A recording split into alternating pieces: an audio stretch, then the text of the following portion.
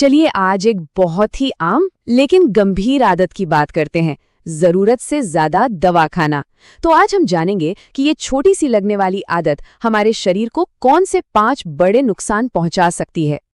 ये सवाल तो मन में आता ही है ना, कि दर्द हो रहा है या बीमारी है तो चलो एक गोली ज्यादा खा लेते हैं, शायद जल्दी आराम मिल जाएगा।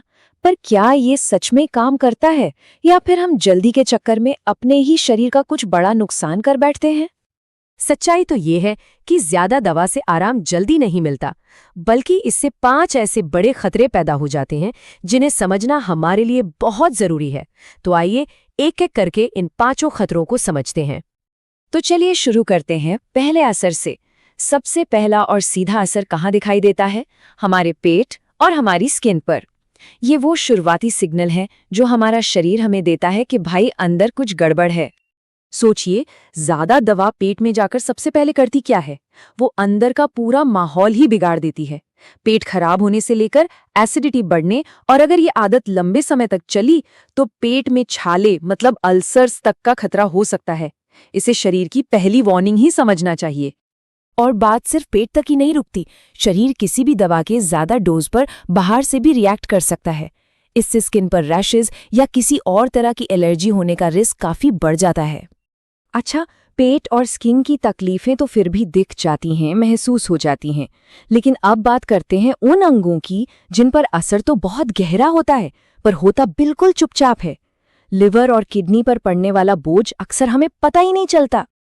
समझिए, हम जो भी दवा खाते हैं ना, उसको प्रोसेस करने का सीधा सीधा लोड हमारे लिवर पर आता है, और जब लिवर पर उसकी कैपेसिटी से ज्यादा बोझ पड़ता है तो उसके एंजाइम्स बढ़ जाते हैं।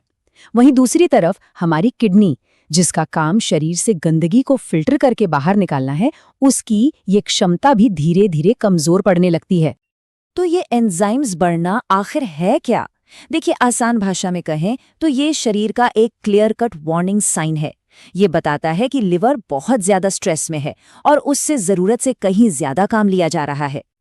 तो अलग अलग अंगों पर असर तो हमने देख लिया, लेकिन ज्यादा दवा सिर्फ एक एक अंग को नहीं, बल्कि हमारे पूरे शरीर के डिफेंस सिस्टम मतलब इम्यून सिस्टम को ही कमजोर कर देती है।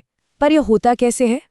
असल में होता यह है कि जब हम बिना सोचे समझे दवाएं लेते हैं तो हम अपने शरीर की जो कुदरती ताकत है ना बीमारियों से लड़ने की, उसे ही कमजोर कर रहे होते हैं। और इसका नतीजा क्या होता है? हम छोटी छोटी तकलीफों के लिए भी दवा पर डिपेंडेंट होने लगते हैं। अब जरा इस चार्ट को देखिए, ये बिल्कुल साफ साफ दिखाता है कि हो क्या रहा है।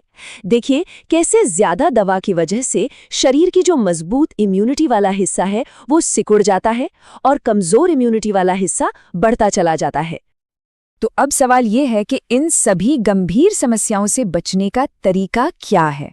इसका हल ना कोई बहुत मुश्किल या कॉम्प्लिकेटेड चीज नहीं है, बल्कि एक बहुत ही सीधा सा सुनहरा नियम है जिसे बस याद रखने की जरूरत है।